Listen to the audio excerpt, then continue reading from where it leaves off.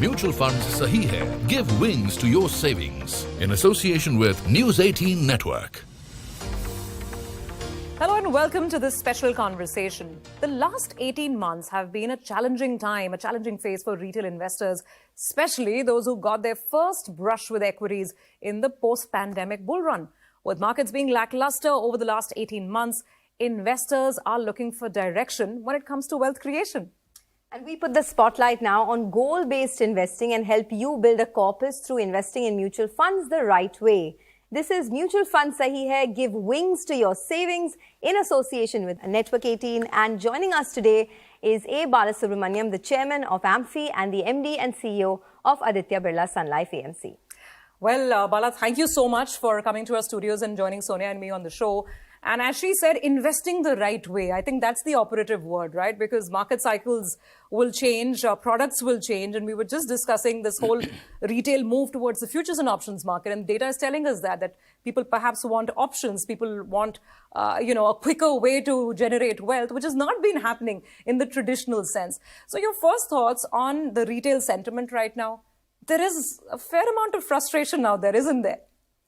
I think if you look at historically the market, whenever the market either goes through a flat period where the return is not coming or return is coming with a lot of difficulty, and then especially volatility also sets in along with that, the general trend from retail investors is actually take a backseat types, and that's what we have seen in the last almost 6 months, especially in the equity market participation point of view.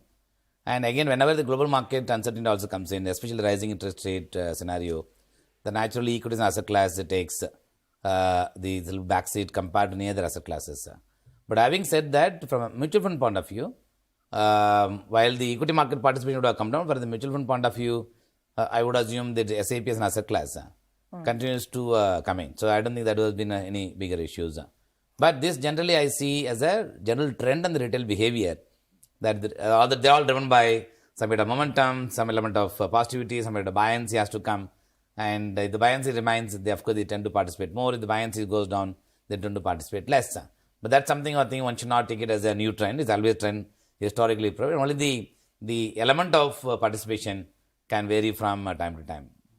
I think it's also very interesting that whenever the markets are rising, it's easier to get participants in, right? Because everyone thinks they can make money. Exactly. In a volatile market is when the struggle is real. So you're talking about goal-based investing. That's what the campaign is all about. How do you get more participants into the mutual fund ambit? How do you get the fence-sitters to start investing in mutual funds, especially at a volatile time like this? I think the way I think the industry has established itself is, for the mutual fund point of view, I would assume that SIP is the mantra that everyone will start adopting, given the fact that market is bound to be volatile. Whereas the goal-based investing is something remains permanent. Our goal remains permanent. Buying a house, buying a car, getting your children educated, or maybe are buying any other luxury items or travel, you plan your overseas travel and so on and so forth, or within the India also travel you want to do. Such things remains permanent, that nothing changes. Goal for anybody for the matter, whether a 20-year-old person or a 40-year-old person, every person has got a goal. So that's why I think we believe that when you're bullish and you're convinced that investments have to be made for the longer term purpose, the market volatility should be seen as your friend. Market volatility should not be driving away from fulfilling your dream by way of investing in goal-based investing. So that's what we say, that over a period of time, rupee cost averaging works. I think the best investments are always made, or the best returns are always made when you invest through entire volatile period. If you invest in a volatile period, sometimes you'll buy the stocks at a lower price, or maybe the units at a lower price, the units sometimes at a higher price. At the end of the day, if you take the average of that, you will probably stand out is better than the market average that you were given. So that's why we always believe that goal-based investing is the way investing, that remains permanent. Your dream, I'm not changing it. Market volatility should not make actually the dream of any individual change.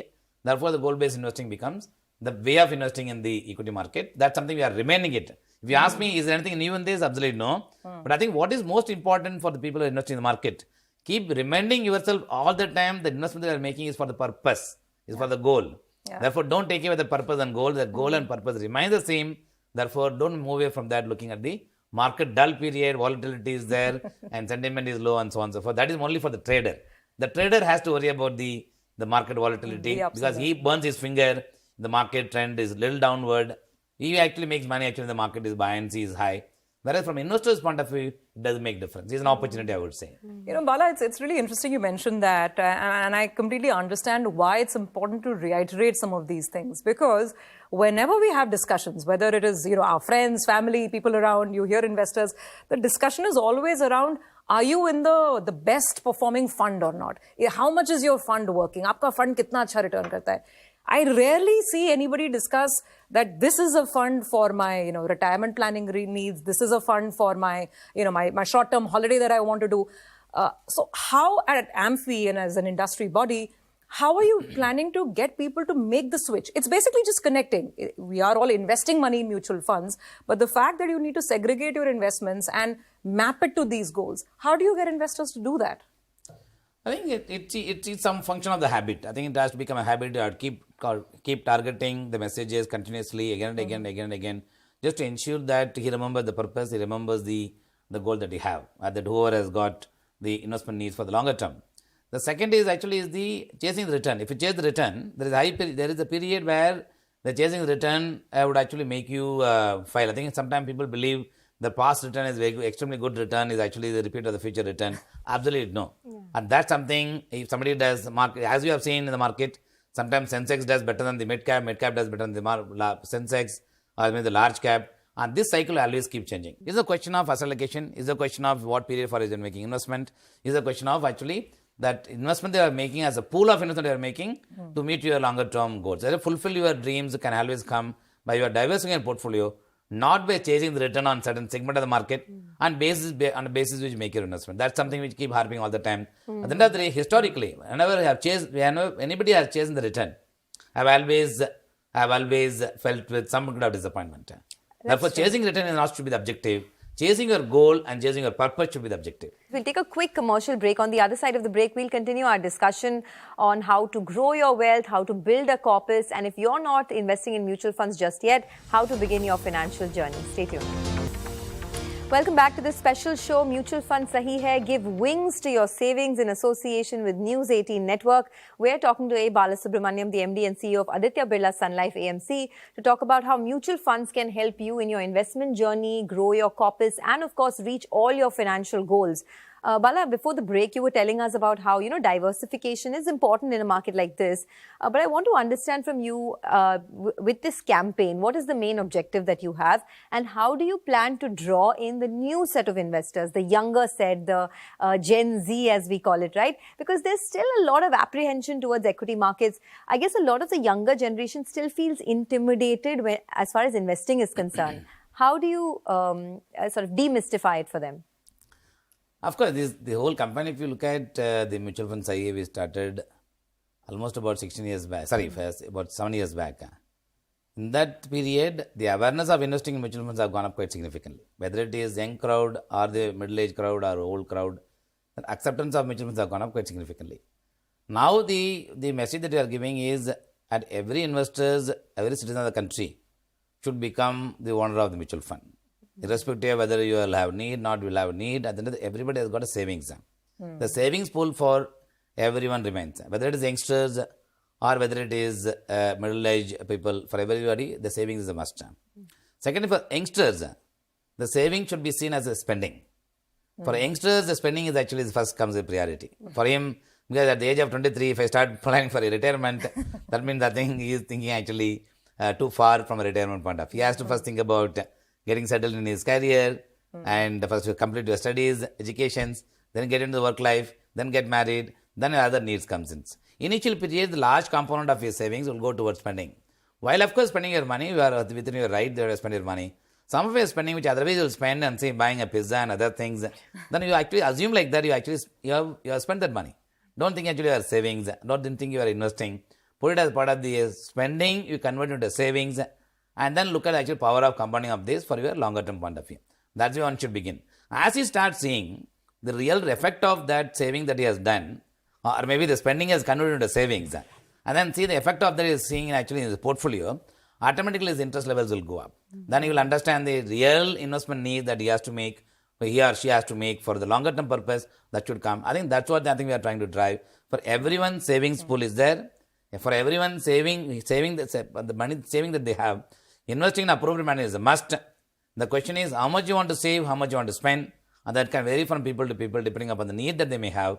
But every Gen Z youngsters have to also convert some of their spending as a savings in order to one understands and also actually experience it and also build it for the longer term purpose. Okay, I think that's great advice for the younger generation. A lot of these younger investors, even maybe middle-aged investors, basically people are coming through the online channels.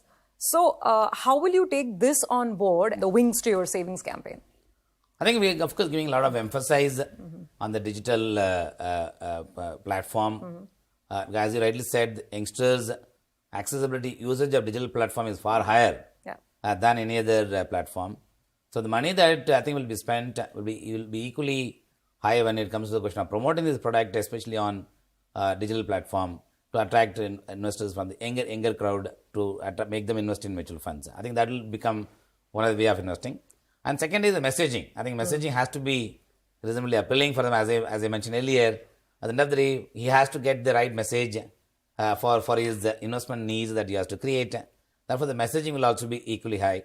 And last but not the least, today we are as an AMFI, as a body under the mutual fund side here. We do, of course, participate in various sports events by way of sponsorship. Again, the messaging is actually to the people who are young in nature have to, of course, increase their understanding. While, of course, you are also watching your entertainment program or watching something else at the same time. Also, just plug these things actually for him to get some kind of mind recall. So I think that's something we are doing it very effectively. Let me just ask you, since we're talking about young investors and we're talking about how you will reach them, tell us also what they're telling you. Over the last, let's say, a couple of years, 2-3 years, AMFI would be collecting, a lot of data on the younger profile, let's say 21 to 25, up to 28. What is this class of investors telling you? What do you think they need? What are they looking out for? They have a lot of access to information. They're looking at markets across the board. So what are the trends you've picked out? See, one of the things which, of course, definitely changed the curiosity. Curiosity investor has gone up quite substantially the last few years. Maybe we can say that post-pandemic, equity market ran up quite a lot. Therefore, people realized investing in equity became important. At the same time, crash in the equity market also made them realize that investing in the mutual fund actually is a better option actually for me to invest rather than going through the... Rather than buying bitcoins? Rather than buying put and call and investing in the fund market. There are also people who have realized it. The who have realized is actually the youngsters. Because the youngsters are the one who have actually tried their luck because they have the ability to actually take risks for themselves. But trying the luck in the equity market, that's something as a shift. Therefore, the curiosity investing in mutual funds have gone up quite significantly the last few years. Okay. Second is the cost of living has also been rising. I think every individual have got today an aspiration. Initially, people thought that people will be hesitant to buy a house. Because now people actually will work from home has become the new order. Therefore, they will rent a house and basis which they will live their life. They're also now gradually changing. People are moving in from renting a house to the owning a house. And people are actually now coming back to the owning a car versus renting a car or maybe using only Ola and Uber. That initially there was actually a huge feeling that people will actually not buy a car. But I think if you look at the trend, the car ownership was increasing. But where is the money for that? You need, of course, save for that. Therefore, that curiosity is something which has come and realization also has come. Therefore, to meet my longer term needs, I need to plan, I need to grow your wisely. I must invest wisely. So that's fair. I get that point that, people have now understood that to beat inflation, to meet their goals, they need to invest. But, there's one problem, right? A lot of these new investors who've come in post-2008, post-2010 have not seen a large correction. So there is this hesitation as well. The minute the market starts to correct, people either start to stop their SIPs or pull out from the market at a very wrong time when the market is falling. How do you address that issue? How do you keep it going? So the goal, of course, as you were mentioning earlier as well, if you stay invested in a 10-year period, it's perhaps in that 1 year or 6 months where you'll actually generate alpha. How do you ensure that investors stay invested? Think clearly the constant messaging, make them understand the power of compounding and make them understand the purpose for which investing is for the longer term, not for actually taking out the money in the short term. Given the past success, there are many instances where in post-2008 crisis, people actually, even the mature investors actually withdrew and suddenly they realized the market rallied. That is when they realized, where is my SIP is gone, where is my investment is gone. Because they themselves have withdrawn it, therefore the answer is with them only. That realization definitely is there. Second, of course, as far as the mutual fund investing concerns, is we keep advocating all the time. SIP is the only one which has the rupee cost averaging. Irrespective of the market, when the market falls, you actually buy cheap. The market goes up, of course, you buy a little costly as well. But given the fact that you keep buying, that behavior remains all the time, buying and buying and buying, investing, it remains permanent to the SIP on a month-on-month basis. Therefore, that gives them benefit. And most of the time, if you look at somebody invested in SIP, throughout the period, the market volatility, they would have made more money than the people actually withdrawn and started the SIP investing, the rising equity market. A lot of people have withdrawn. They would have come back also after leaving a gap. But such kind of people experience actually is poorer than the people actually who stayed invested for long term. These are some of the analyses that we have done. And we keep actually giving this as a message at the end of the day, from investors' point of view, that making them realize the purpose of long-term investing for which is coming is most important than the market return that provides. But as you rightly said, in one good market, it gives you all the return that you would not have got the last 5 years period. So you just have to be patient and make sure you're there when that big rise happens, right? Exactly. Bala, before we sort of sign out, I have one more thought. Over the last couple of years, ever since you had the mutual fund Sahi campaign, I mean, mutual funds kind of got synonymous with equity in this country. It's only over the last 1-2 years when debt became a very viable option. People were really looking at debt mutual funds. There was a lot of product innovation. People started understanding some of these passive products that the industry was putting out. And then we've got the spanner in the works, right? The tax issue that kind of happened. So as you go forward, how is the industry looking to sort of rise above that? Will mutual funds be able to provide a good option, a good solution to retail investors, even on the debt side, where retail is still a very small, very meager sort of participant in the overall scheme of things?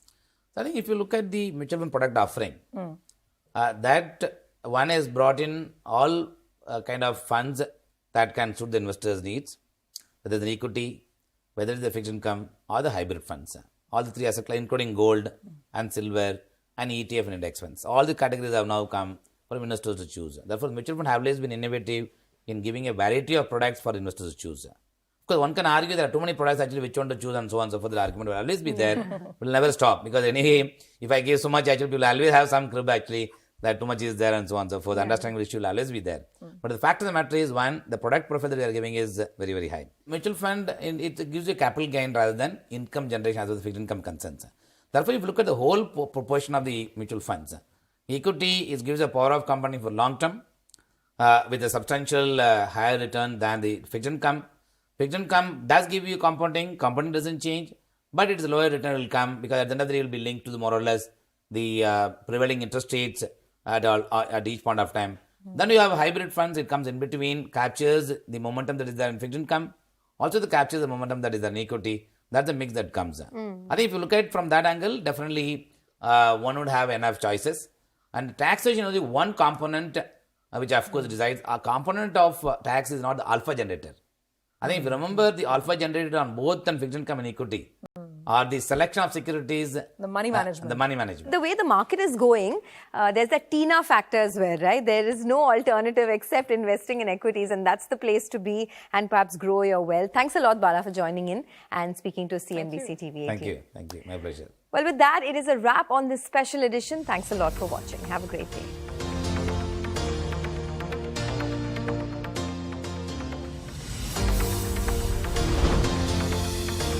Mutual funds Sahi Hai. Give wings to your savings. In association with News 18 Network.